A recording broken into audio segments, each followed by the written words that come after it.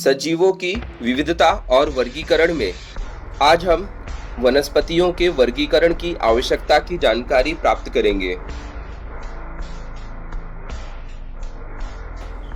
विभिन्न वनस्पतियों की संख्या पर विचार करें तो आज तक लाखों वनस्पतियों के विषय में जानकारी मिल चुकी है। वनस्पतियों की इस विविधता का अध्ययन आसान बनाने के लिए उनकी रचना,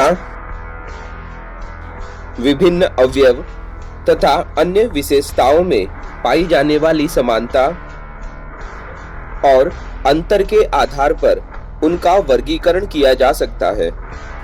इसलिए वनस्पतियों के वर्गीकरण की आवश्यकता है। कैरोलस लिनियस नामक वैज्ञानिक द्वारा वनस्पतियों का सर्वप्रथम वैज्ञानिक ढंग से वर्गीकरण किया गया। उनके द्वारा की गई वर्गीकरण की विधि का प्रारंभ में सर्वत्र उपयोग किया जाता था। वनस्पतियों के आकार तथा ऊंचाई में होने वाले अंतर के आधार पर वनस्पतियों का वर्गीकरण करते हैं।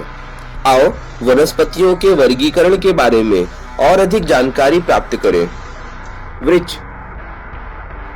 वृक्ष ऊंचे, आकार में बड़े तथा बहुवर्षीय होते हैं।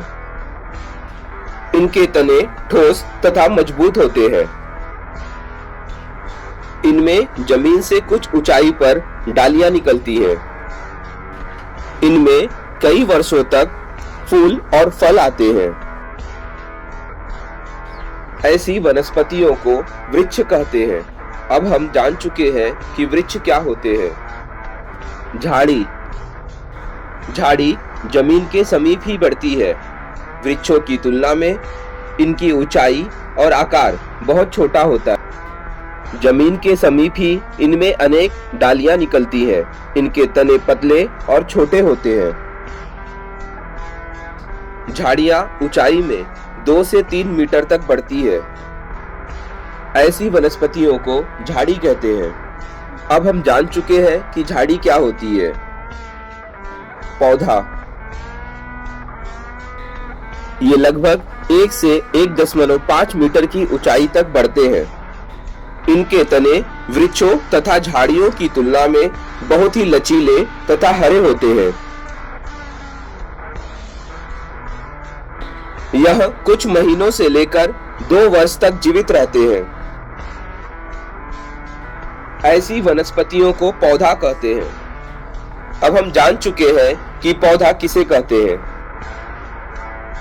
लता यह बढ़ने के लिए आधार की सहायता लेती है तो कुछ जमीन पर फैलती है। इनके तने बहुत ही लचीले, मुलायम तथा हरे होते हैं। यही कारण है कि आधार की सहायता से इनकी वृद्धि तीव्रता से होती है। ऐसी वनस्पतियों को लता कहते हैं। अब हम जान चुके हैं कि लता किसे कहते हैं। वनस्पतियों का जीवन चक्र। जीवन क्रम की कालावधि के आधार पर वनस्पतियों का वर्गीकरण किया जाता है। 1 वर्षीय, द्विवर्षीय, बहुवर्षीय। जिन वनस्पतियों का जीवन चक्र एक ही वर्ष में पूर्ण हो जाता है उन्हें 1 वर्षीय वनस्पति कहते हैं। जिन वनस्पतियों का जीवन काल 2 वर्ष में पूर्ण होता है उन्हें द्विवर्षीय वनस्पति कहते हैं। ऐसी वनस्पतियां जो कई वर्ष तक जीवित रहती हैं और साथ ही इनमें कई वर्षों तक फूल और फल आते हैं, इन्हें बहुवर्षीय वनस्पति कहते हैं।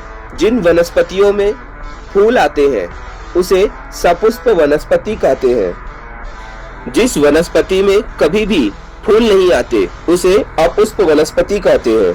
अपुष्प वनस्पतियों में जड़, तना तथा पत्तियों जैसे अवयवों का होना आवश्यक नहीं है। वनस्पतियों का अधिवास। विभिन्न स्थानों पर विभिन्न प्रकार की वनस्पतियां उगती हैं। वनस्पतियों का वर्गीकरण उनके अधिवास के अनुसार किया जाता है। उदाहरण जमीन, पानी, दलदली क्षेत्र, मरुस्थल इत्यादि।